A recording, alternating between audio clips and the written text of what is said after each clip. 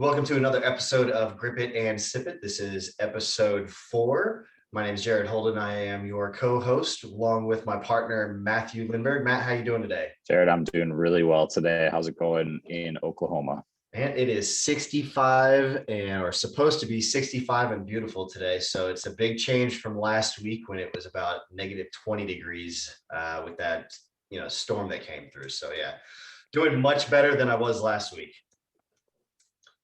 So we are looking at the Genesis recap, and I tell you what, you could not ask for a tournament to deliver you more drama all over the place. Max Homa winning with a -12 on the second hole of a playoff over Tony Finau, but there's so much more to this tournament than just those two guys, right? So Tyler McCumber, I got to take my hat off to him. Tuesday, a week ago today, he slams his finger in a window at his hotel, ends up having to have his fingernail removed in surgery, leaves directly from the hospital to the driving range to hit a couple balls to see if he can swing, assuming he's going to have to WD from this tournament.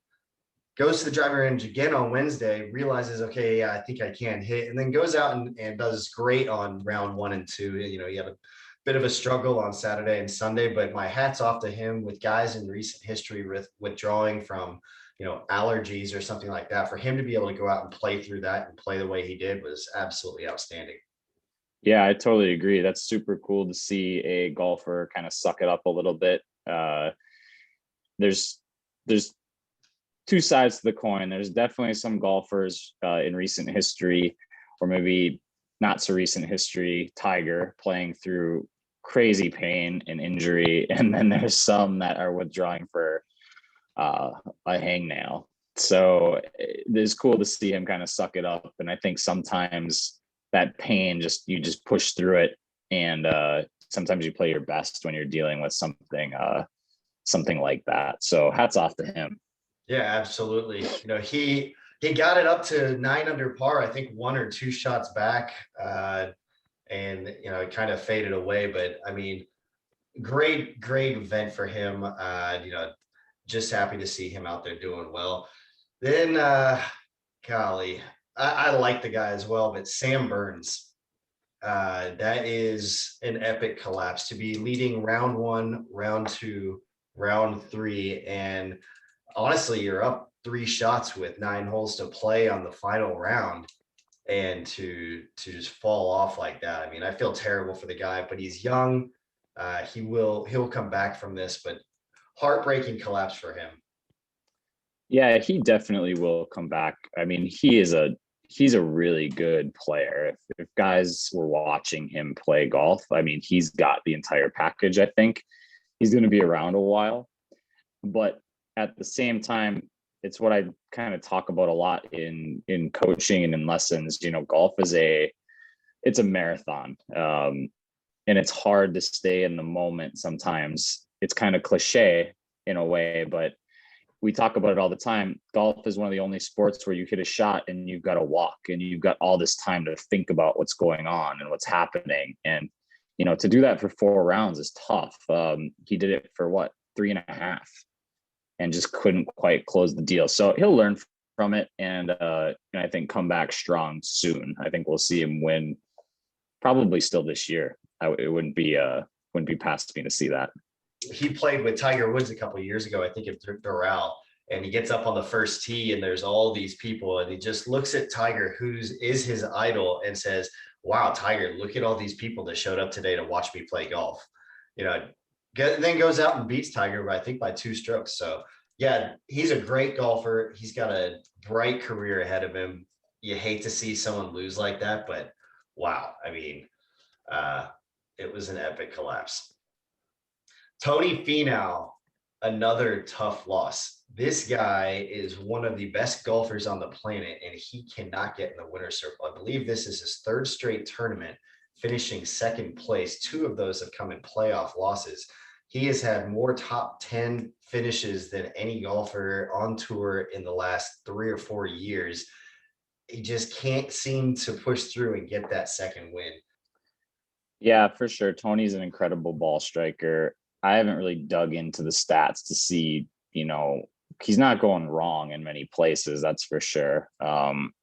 Ultimately, though, I think it was cool to see Max come back in that playoff and win after missing that short putt. I mean, what a heartbreak that would have been for him had he lost that event. Absolutely. And his his putting percentage from 3 feet was like 99.97% in his career. So he's not a guy that misses those putts. And, if you saw his after interview, he did make a joke about it, saying it's not good to miss those 3-footers in front of Tiger Woods, but at least I came back and won the event, right? Great win for him. He's winning on his favorite course. He grew up on this course, going to the event every year. He was definitely emotional in his interview afterwards. And I think he's just starting to scratch the surface. He's been playing really good golf, tee to green, and I think he's primed to start playing some really good golf here going forward as well. All right, guys, on tap this week on the PGA Tour, we are going to the WGC Workday Championship at Concession. This was the WGC Mexico Championship last year. Patrick Reed was your winner at -18, with Bryson DeChambeau coming up in second place at -17. I don't think you can really look at the field last year and that course and really make a comparison to this year. It's two totally different types of courses. I do like the fact that this tournament is in Florida right now, since they are heading into the Florida swing. Obviously, the tournament after this one is Bay Hill, which is one of my favorite courses as well as events. So I'm glad that the tournaments moved there. I'm not sure if it was because of COVID or not, but I'm glad that they put that tournament there. Yeah, I think it was a good choice for the PGA Tour. They've had to make some really hard decisions lately. So, it's going to be an exciting field. It always draws a big field, and this year it's no different. We're going to take a quick break, and we'll be right back.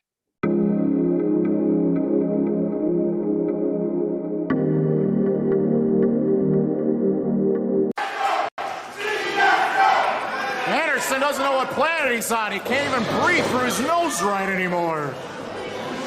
Here's Evans trying to get back in the ring. Floats over the top of Anderson across his back. Watch out! Oh, Anderson at the spine buster. That's one of his finishing moves. And Kevitz fights an escape. That's one of Anderson's favorite maneuvers out of them all. A high-impact spine buster drop, and Anderson can't get the win after 2 attempts. He needs to hit that move a 3rd time. Where's Anderson going now? Oh, get out of that fan's face. You really got to yank the chair from out underneath the fan's lap. That's a pregnant woman, for goodness sakes. Why would you take a chair from a pregnant woman? Come on. Romo, get that chair out of his hands. There's no purpose for a chair to be involved in this. Watch out. Oh, the slice of beauty by Kevitz. The chair out of sight, and Romo counts the 3. Kevitz has won it.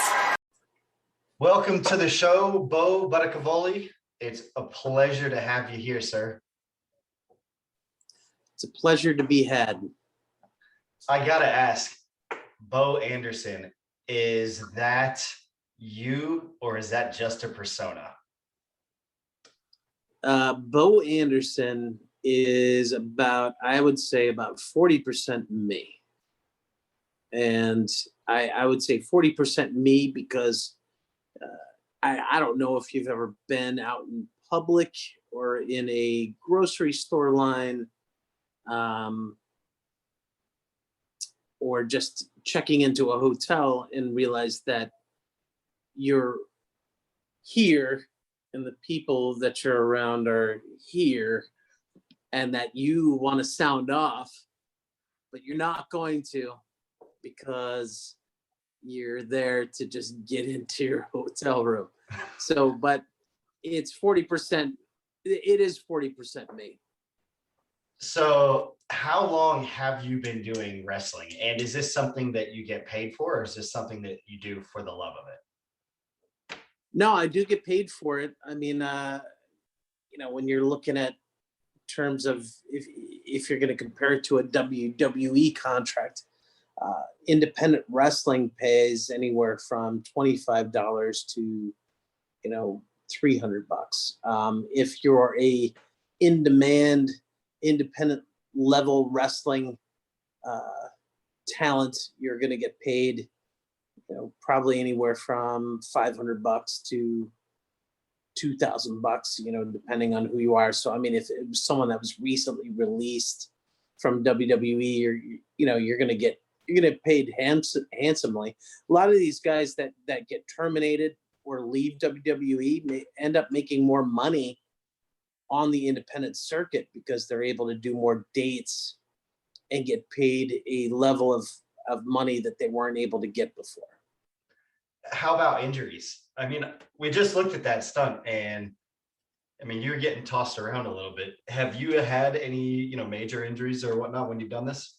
Ooh, yeah, injuries, for sure. I've had probably 5 to 6 concussions. I've had some neck injuries, a shoulder injury. All of these things still impact me to this day. Like, I have trouble sleeping in terms of like the shoulder in specific. It's my left shoulder. But, people seem to think that wrestling is fake, and, it is scripted and choreographed, but the physicality in order to put the performance where the audience can get behind it needs to be physical. So when I'm making contact with somebody, if I'm punching somebody, I need to make contact with them, especially when you have somebody that's 5-10 feet away watching the show. I can't miss a punch. I can't miss a kick. I can't miss a leg drop, so, I mean, it's important to me that we have that physical contact.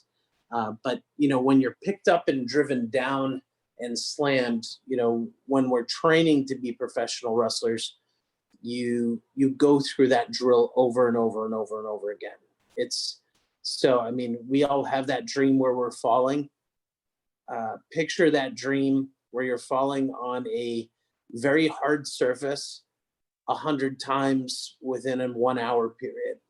So, I mean, you plank and you teach yourself how to fall, but the next day after a match, with all the adrenaline pumping through and with a crowd watching you and the intensity that's going on, you're going 100 miles an hour. So how I liken it is if you were in a medium-sized car crash every day, would be the toll that it takes on your body. That's fantastic. So I'm fortunate enough to where, like, I've booked myself to where I haven't been injured for long periods of time. I work my style of match. I'm ground and pound, punches, kicks, cheating, utilizing the referee to my advantage. I don't do anything high risk. I do some real physical stuff. I'm happy to take moves from guys that I trust and that I know. But there's every once in a while you run into a town and you're wrestling a guy who's like, oh, hey, I want to do this move. And I'm like, have you ever done that move before in public? And he's like, no. And I'm like, I'll take a hard pass. That's fantastic. You and I have known each other for what, I'd say about 15, 16 years. You were a groomsman in my wedding. One of my fondest memories with you as well is about 15, 14 years ago, we used to do a show together. What was that show called? The Evolution of Idiots. That's right. It was fantastic. And that title really bothered people for whatever reason.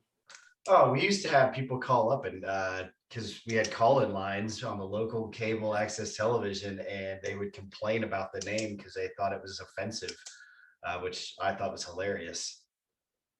Well, the great part about that show is, I mean, we were close to the University of Arizona, and we were able to get a captured audience with very little need to do anything else. But the problem with that was, you do need a full staff. All of the things that we did, I thought were fantastic. The things we could have done better was build a better staff, maybe drink a little less before we did the shows. But I mean, that in hindsight, those were the things. And if we had a bigger staff, which it's hard when, if you're not making money at something and you're doing it just for the passion, which we were. But I mean, we did put such great elements in it that, pre YouTube era, this was before, and you kick yourself in the butt for not just transcending what we were doing to a YouTube channel, but which you did, but I mean, it's the stuff you put on YouTube was cool. You put some like collaborations in there and you mix some different songs together, which was really cool. And I know that you're really big into that. The Beer Fest video still I watch. I every once in a while, if I'm bored, I watch the Beer Fest video. And then of course the walk-off. How could you not watch the walk-off? The walk-off was a 16-person tournament of 8 of the hottest dudes and 8 of the hottest chicks that ever walked the planet. In no doubts. That was it was a fantastic time. You are right. We probably could have done a few things better. Maybe about 30 minutes less at Bison Witches before each show would have been smart. But overall, I had an absolute blast with that. To this day, my favorite segment will always be what I bought at the dollar store.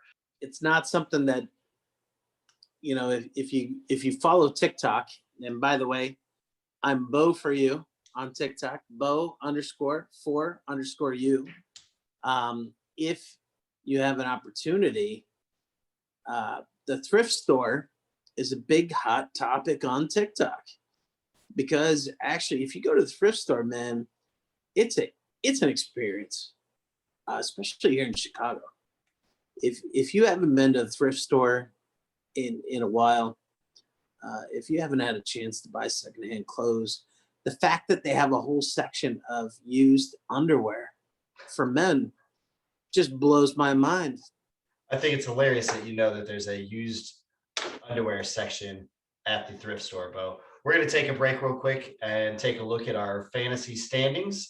Stick around for us, Beau. You are our guest picker of the week. We'll be back in just one moment.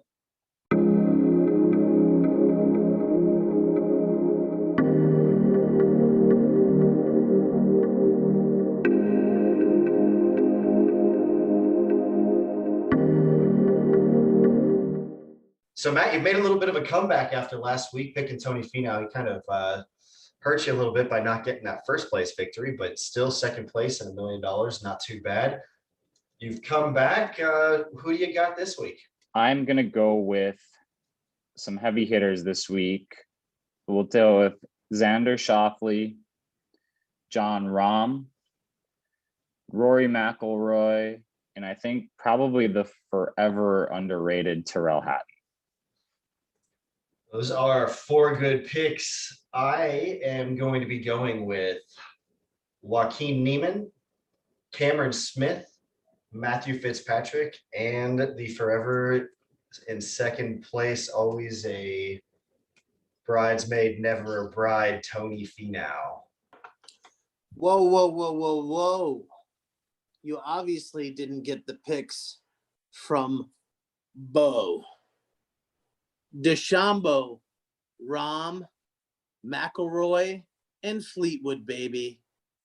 Read them and weep. Well, good luck to you this week, Beau. We look forward to seeing how this weekend turns out at the WGC Championship at the concession. We'll see you soon, Beau, and take care. We'll be back right after this.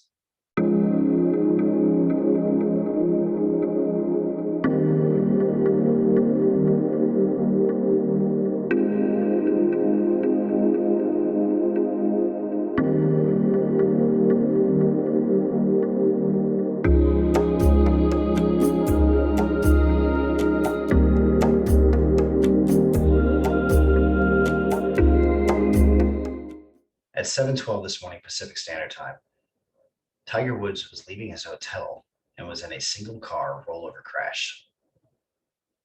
Matt and I were going to be discussing Tiger Woods' interview with Jim Nantz Sunday at the Genesis, in which he was talking about the possibility of him playing in the Masters.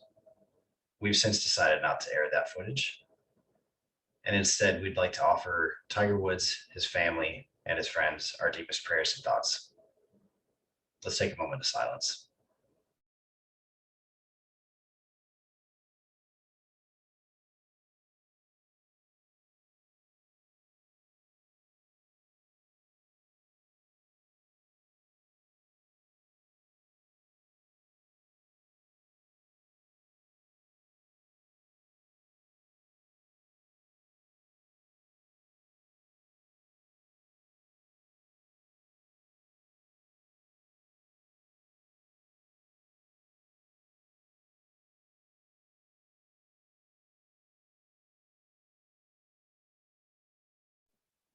We wish Tiger a full and speedy recovery. We'll be right back.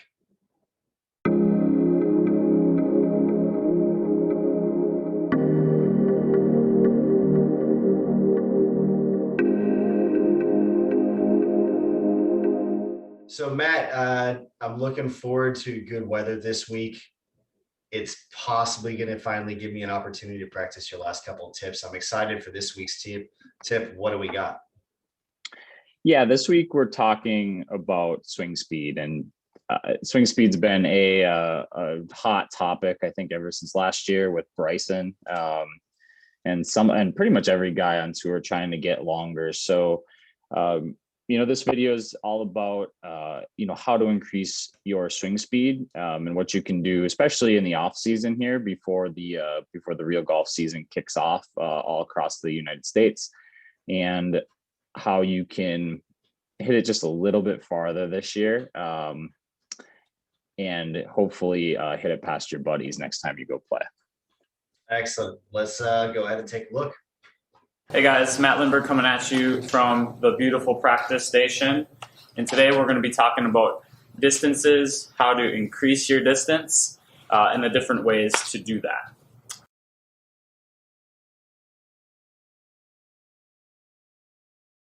So 2 ways to get distance. 1, become more efficient with things like your strike, where you hit it on the golf club. Another way to get distance, well, swing it faster. So everybody's going to come at this a little bit different. Some people they're already really efficient and they need to build club speed. I've got plenty of students in that category. I have plenty of students, and I would put myself in this category, that have plenty of speed but need to become more efficient. So what I want to talk to you today is about building more speed. So how do you build more speed?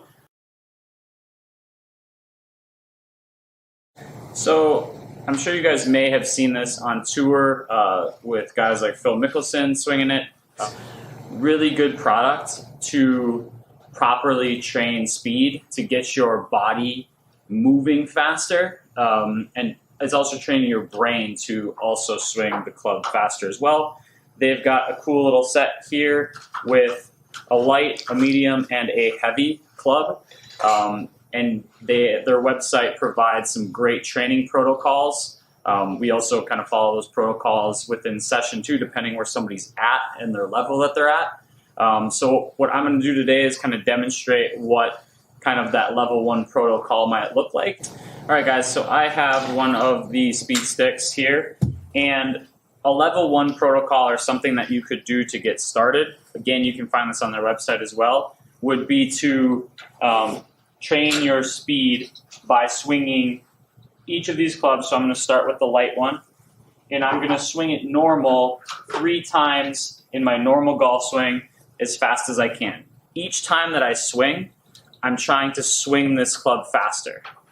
I'm then going to flip around, which is going to be difficult, and I'm going to swing it with my non-dominant side. So for me, I'm going to grip it like I'm a lefty, and I'm also going to swing it like a lefty. And again, each time I go through this is super important, I'm trying to build speed and go faster each time.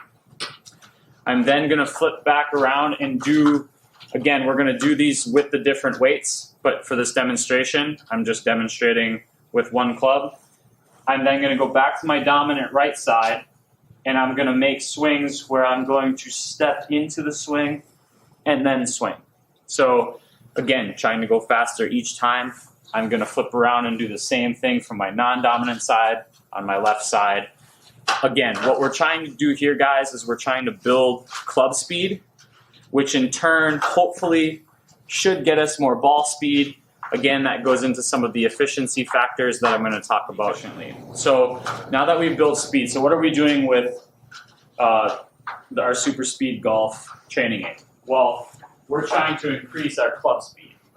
So it's important to also come in, to the practice station, get on a TrackMan, and monitor exactly what you're getting out of this. So we're trying to increase our club speed, but ultimately to hit the ball further, we need our ball speed to go up. Now, it makes sense if our club speed goes up, our ball speed should go up, but that plays into efficiency. You still have to strike the ball well to make sure you're getting the most.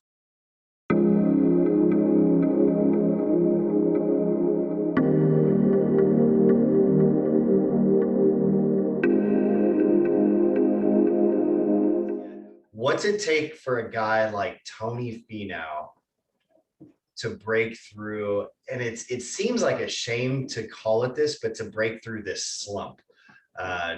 4 years, most people would be thrilled with that kind of career to have that many top 10, top 20, top 5 runner-up finishes. But, obviously for a guy like Tony, he's not pleased. He's not happy. What's it take for him to bust through and succeed and get that second victory that he's been waiting for nearly 4 years?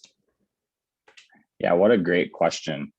And I don't know if you guys remember, but, Tony, even last year, I think was looking kind of outside of himself with the caddy switch. He was doing a couple other coaching things. He had a lot going on where I think he was looking outside of him. And I think where he's going to find it is looking inside and learning how to close. And that's no dig. It's not easy, but it's something that every great player learns how to do. And some do it in different ways. Tiger learned how to get a lead and then just, basically be a par machine and just kind of dominate people. And other golfers have done it differently. There's been some guys that come back. However you win is your kind of your mark on the game, right? But there are some golfers that learned how to win. Tiger, I'd put Brooks in that category for sure. And there's some that I think are still learning. Tony Finau, Xander Schauffele. I'd even throw Jordan Spieth in that category of how to close. So, and that's something that those guys are going to have to find inside themselves with a little bit of time and patience and work ethic. Yeah, that's a great point. I think people are often underestimating how important the ability to close is for these guys. You can even look outside of golf. And I mean, just look at, Nick Saban out at Alabama. That guy, when he gets a lead, doesn't take his foot off the pedal and kind of coast to a victory. He's trying to score 8 more times on you. He's trying to run that score up. And that's the ability that some of these guys just don't have out there, is when they get that lead, to put that foot down and say that this lead's not good enough for me. It needs to be bigger. And some of these guys out there do have it. Look at a Tiger Woods back when he won by 15 strokes out at Pebble, right? He had a 15-stroke lead, and he's still out there trying to make birdies and upset when he's making pars instead of birdies. So, yeah, I think Finau will learn that, but it's heartbreaking to watch him go through this, because you can see just in his emotion in his interview after this tournament. Granted, he just lost in a playoff, but how much it hurt him. I agree. He'll definitely, like we talked about, he'll learn. But I think it's going to be a few different aspects. It's not his golf swing. He's got a great golf swing.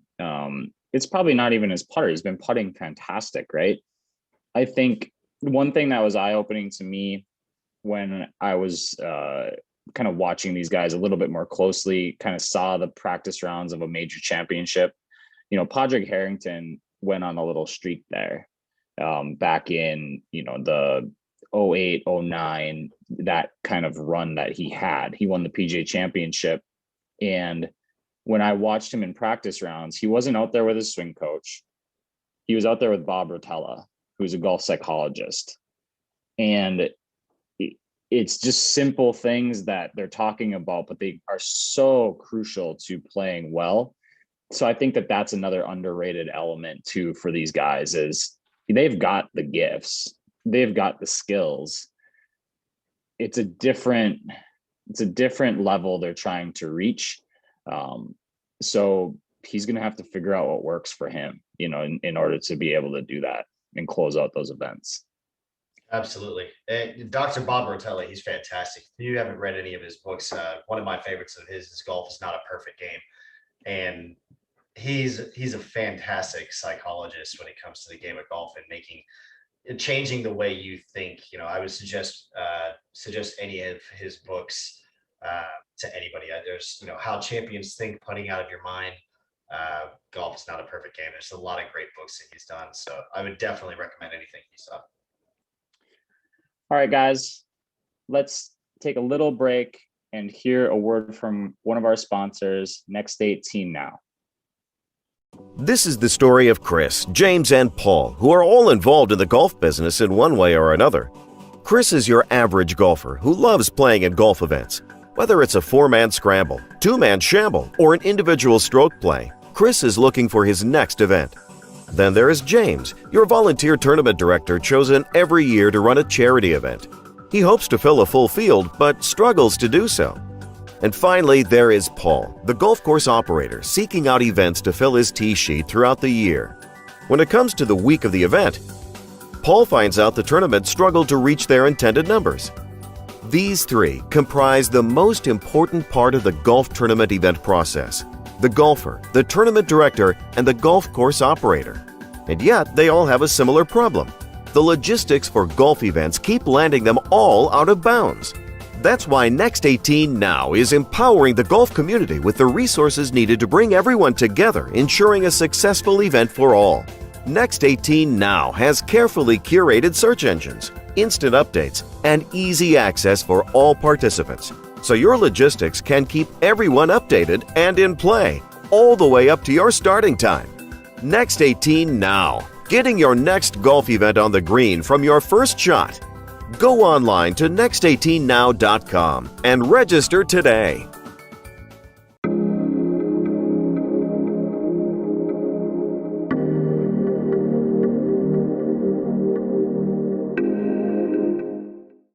Let's get on to the bucket list. Jared, what is your bucket list item of the week? So my bucket list item for the week is to go to the Ryder Cup, not just in the US, but overseas as well. So I'd like to go to back-to-back.